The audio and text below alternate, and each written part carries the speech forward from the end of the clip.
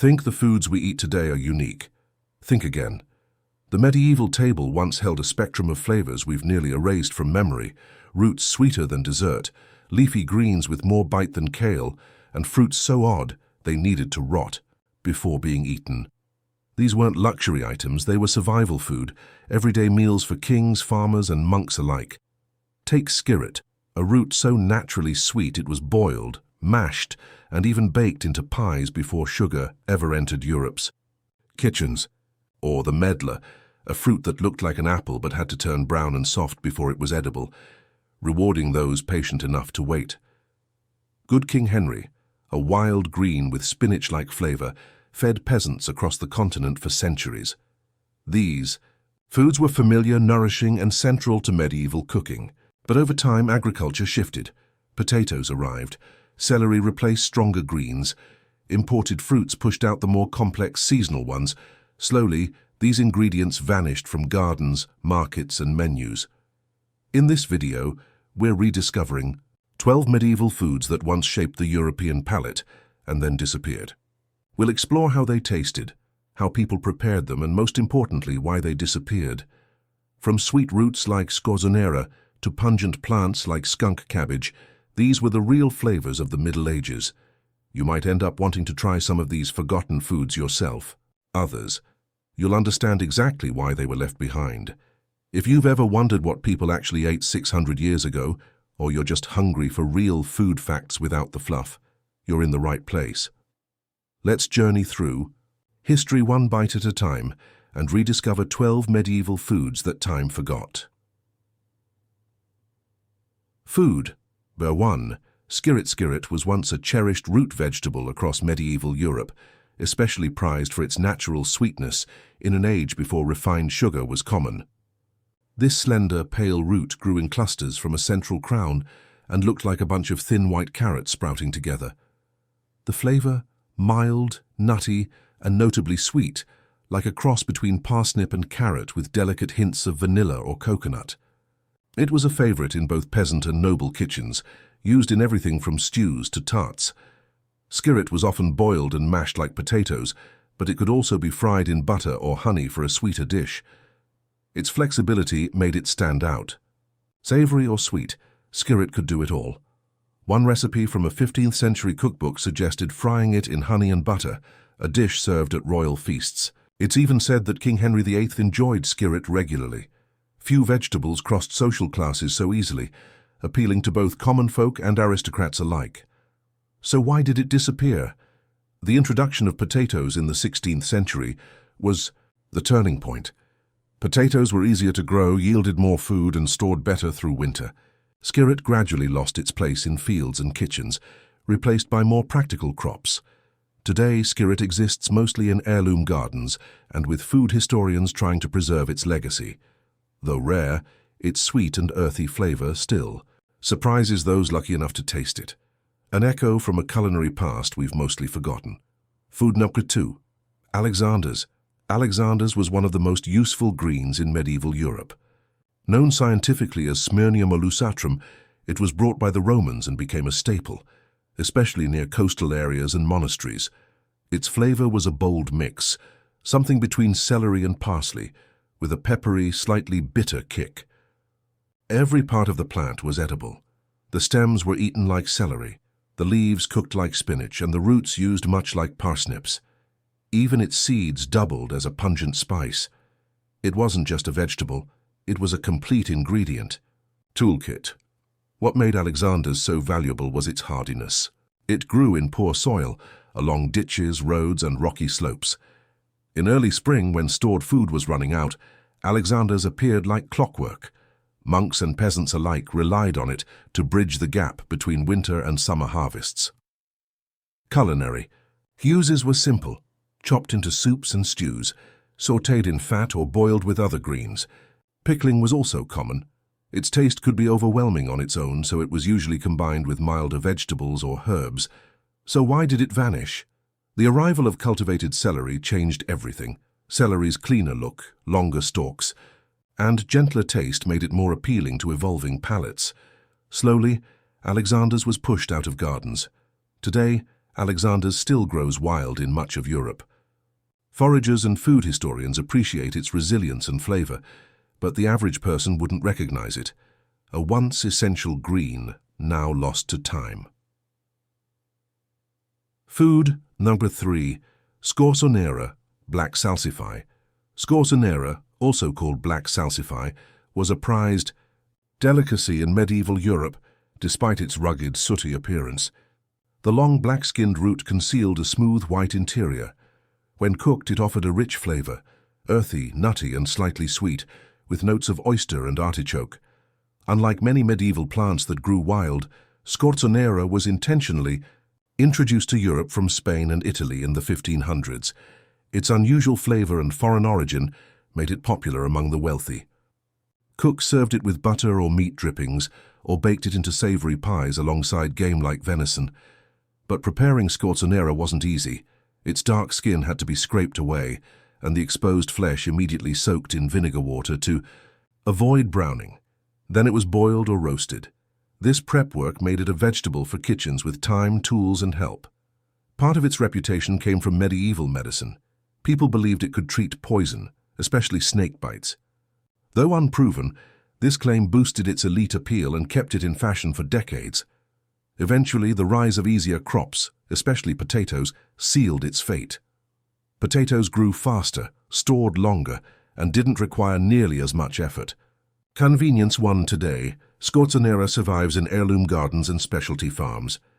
You won't find it at your average market, but those who grow it still value its smooth texture and layered taste. It's one of the few medieval vegetables that can still surprise the modern palate, if you're willing to do the work. Food. Thigh 4. Good King Henry. Good King Henry, also known by its botanical name Chenopodium bonus henricus, was a staple leafy green in medieval European diets, especially among peasants. Despite its noble-sounding name, this plant was humble in both appearance and use. It thrived in wild fields, cottage gardens, and even poor soil, making it an accessible source of greens year-round. The plant featured dark green, arrow-shaped leaves that were slightly bitter and earthy in flavor, much like spinach. In fact, it was used almost exactly like spinach, boiled, sautéed, or added to pottages and stews. In spring, its young shoots were harvested and cooked like asparagus. This made it incredibly versatile and important, particularly during the early growing season when little else was available. Because of its resilience, Good King Henry became a survival crop. It could endure harsh winters, droughts, and neglect, making it invaluable for rural communities that lacked access to more delicate or imported vegetables. Some medieval texts even praised it for its health benefits, especially its high vitamin C content, which helped prevent scurvy. So why did it vanish? As spinach became more widely cultivated in the 17th century, its milder flavor and larger leaves made it more desirable. Good King Henry was gradually reduced to livestock fodder and fell out of favor as a human food source. Today, it's occasionally grown in sustainable or heritage gardens, where its history and durability are once again appreciated.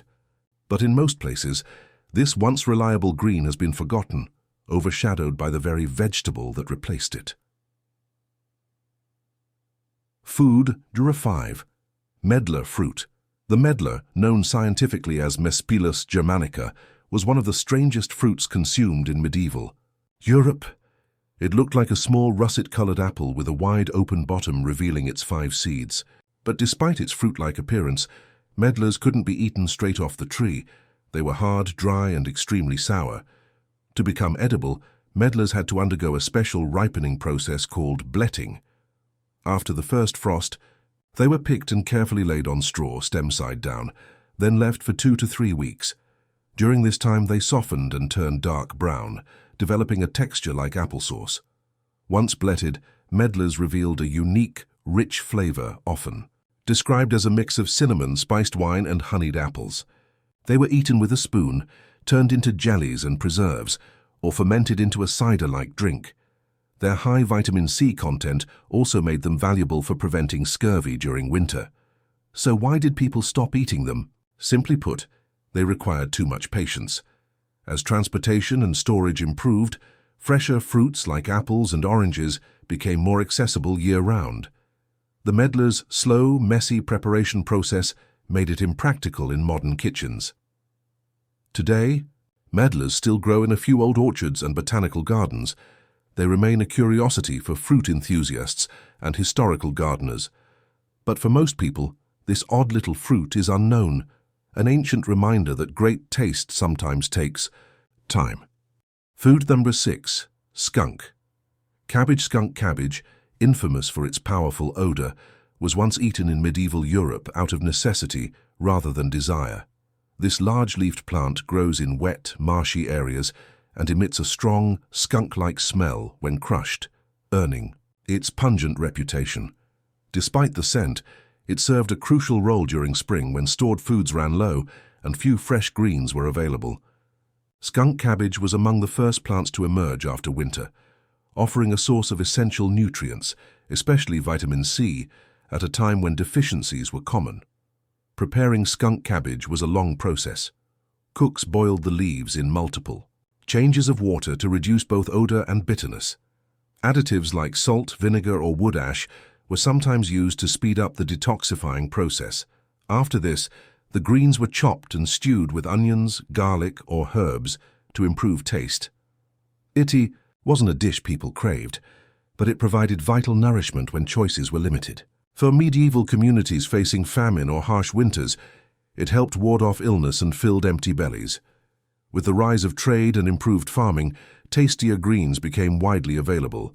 Skunk cabbage, with its harsh smell and complicated prep, was quickly forgotten. Today, it survives more in wilderness guides than cookbooks. While most people would never dream of eating it now, skunk cabbage once had a seat at the medieval table, a reminder of how resourceful people had to be when food was scarce. Food number 7. Rocket, arugula. Rocket, known today as arugula, was a popular leafy green in medieval Europe. Its sharp, peppery flavor made it a standout addition to salads, sauces, and vegetable stews. Originally cultivated around the Mediterranean, rocket spread quickly across Europe because of its fast growth, hardiness, and adaptability to poor soils. The taste of rocket was bold and unforgettable, spicy, slightly bitter and earthy.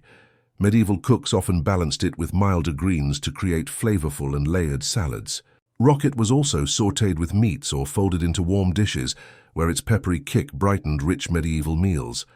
Beyond its culinary use, rocket carried an unusual reputation.